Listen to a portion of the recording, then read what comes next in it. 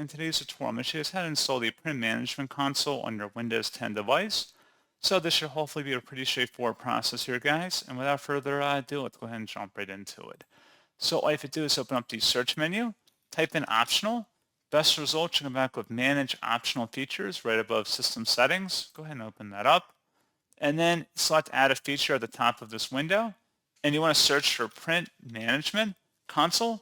Go ahead and check mark next to that and select add. And then give this a moment to install.